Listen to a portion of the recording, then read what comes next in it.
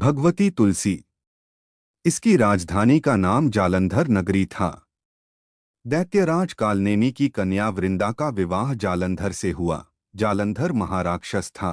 अपनी सत्ता के मद में चूर उसने माता लक्ष्मी को पाने की कामना से युद्ध किया, परंतु समुद्र से ही उत्पन्न होने के कारण माता लक्ष्मी ने उसे अपने भाई के रूप में स्वीकार किया। वहां से पराजित होकर वह देवी पार्वती को पाने की लालसा से कैलाश पर्वत पर गया।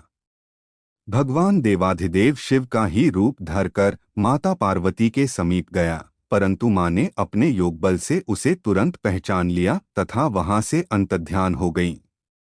देवी पार्वती ने क्रुद्ध होकर सारा वृतांत भगवान विष्णु को सुनाया। जालंधर की पत्नी वृंदा अत्यंत पतिव्रता स्त्री थी। उसी के पतिव्रत धर्म की शक्ति से जालंधर न तो मारा जाता था और न ही पराजित होता था। इसीलिए जालंधर का नाश करने के लिए वृंदा के पतिव्रत धर्म को भंग करना बहुत जरूरी था। इसी कारण भगवान विष्णु ऋषि का वेश धारण कर वन में जा पहुँचे, जहाँ वृंदा अकेली भ्रमण कर रही थीं। भगवान के साथ दो मायावी राक्षस भी थे, जिन्हें देखकर वृंदा भयभीत हो गई।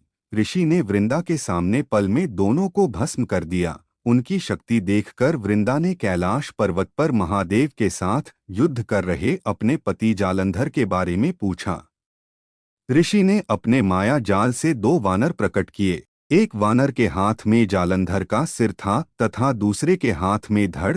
अपने पति की यह दशा देखकर वृंदा मूर्छित होकर गिर पड़ी। होश में आने पर उन्होंने ऋषि रूपी भगवान से विनती की कि वह उसके पति को जीवित करें।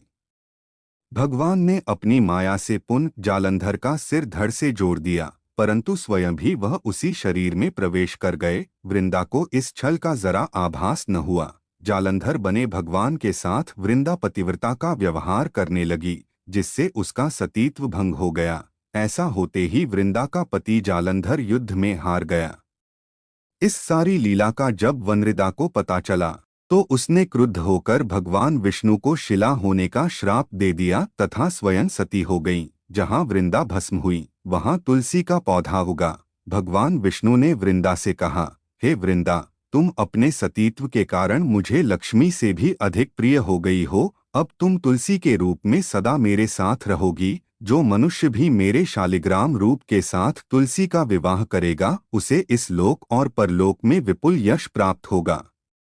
जिस घर में तुलसी होती हैं, वहाँ यम के दूत भी अस्मय नहीं जा सकते। गंगा व नर्मदा के जल में स्नान तथा तुलसी का पूजन बराबर माना जाता है, चाहे मनुष्य कितना भी पापी क्यों न हो। मृत्यु के समय जिसके प्राण मंजरी रहित तुलसी और गंगा जल मुख में रखकर निकल जाते हैं, वह पापों से मुक्त होकर वैकुंठ धाम को प्राप्त होता है। जो मनुष्य तुलसी व आंवलों की छाया में अपने पितरों का श्राद्ध करता है, उसके पितर मोक्ष को प्राप्त हो जाते हैं।